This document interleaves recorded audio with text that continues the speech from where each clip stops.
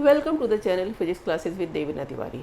आज की वीडियो में दो important phenomena total internal reflection और क्रिटिकल एंगल दोनों को समझने की कोशिश करेंगे एक portion of the glass slab पर इंसिडेंट रे की हेल्प से।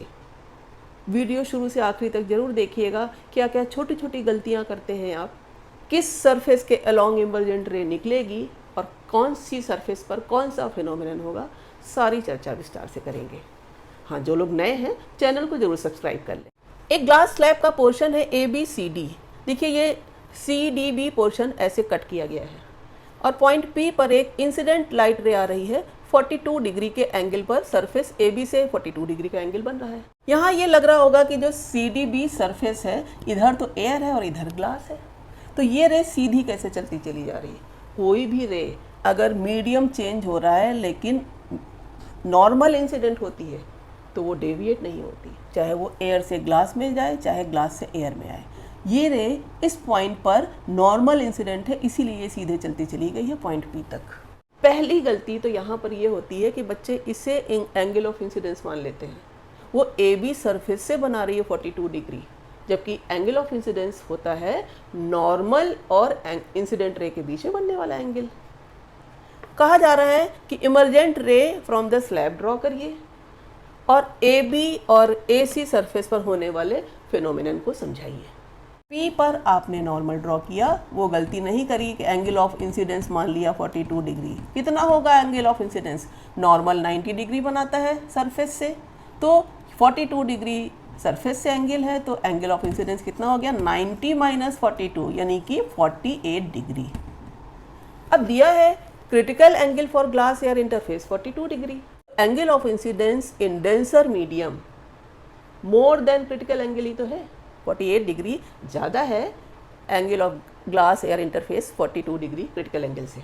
जब भी डेंसर मीडियम में बनने वाला angle of incidence critical angle से ज़्यादा होता है तो कौन सा फिनोमेनन होता है? Total internal reflection. मतलब जो भी इंसिडेंट रे डेंसर मीडियम में क्रिटिकल एंगल से ज़्यादा एंगल पर इंसिडेंस है, वो पूरी की पूरी विद 100% इंटेंसिटी इसी मीडियम में रिफ्लेक्ट हो जाती है। क्या कह रही हूँ मैं? रिफ्लेक्ट। जबकि ग्लास सरफेस तो ट्रांसमिट कर सकती है, यहाँ कोई पॉलिश नहीं है, तो ये रिफ्लेक्ट हो जाएगी और रिफ्लेक्शन के नियमों का पालन करते हुए, मतलब जितना एंगल ऑफ इंसिडेंस है उतने ही एंगल पर ये रिफ्लेक्ट हो गई। ये भी एंगल कितना हो गया? 48 डिग्री। यानी ए बी सरफेस पर कौन सा फिनोमेनन हुआ? Total internal reflection point P पर। अब ये रे रिफ्लेक्ट होकर आ गई सरफेस ए सी पर और इस पॉइंट का नाम रख लेते हैं क्यू पर। अब आपको फिर देखना होगा कि क्यू पर एंगल ऑफ इंसिडेंस क्या है। क्या ये एंगल ऑफ इंसिडेंस है? नहीं। क्या करेंगे? नॉर्मल ड्रॉ करेंगे और ये नॉर्मल जो है वो डिसाइड करेगा कि कितना एंगल ऑफ इंसिडेंस है क्यू पर आने वाली रे का। क्यू पर आने वाली रे का कितना एंगल ऑफ इंसिडेंस है इस नॉर्मल से डिसाइड कर लेंगे। देखिए दोनों नॉर्मल 90 डिग्री पर ही तो मीट करेंगे, यानी right angle triangle P Q और ये जो भी मीटिंग पॉइंट होगा उसमें ये 90 डिग्री है, 48 डिग्री ये है, तो फिर से ये कितना हो गया? 42 डिग्री। अब देखिए 42 डिग्री है क्या? Critical angle. ये दिया गया है ना, critical angle for glass air interface 42 degree.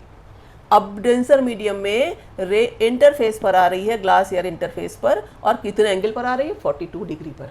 जब भी angle of incidence denser medium में क्रिटिकल एंगल के बराबर होता है तो angle of refraction rare medium में 90 डिग्री होता है। रेयर मीडियम इधर एयर है तो यहाँ पर ये एंगल ऑफ रिफ्रैक्शन कितना हो गया? 90 डिग्री। देखिए ये नॉर्मल से एंगल ऑफ रिफ्रैक्शन हुआ। रे कैसी जाएगी? ऐसे अलोंग द सरफेस ए सी। यही तो होगी जो 90 डिग्री रे बना रही है नॉर्मल से, तो ये अलोंग द सरफेस ए सी ऐसे निकलेगी। तो जो पूछा जा रहा था emergent ray from the slab, तो emergent ray from the slab A C होगी। और कौन सा फिनोमेनन क्यू पर हो रहा है?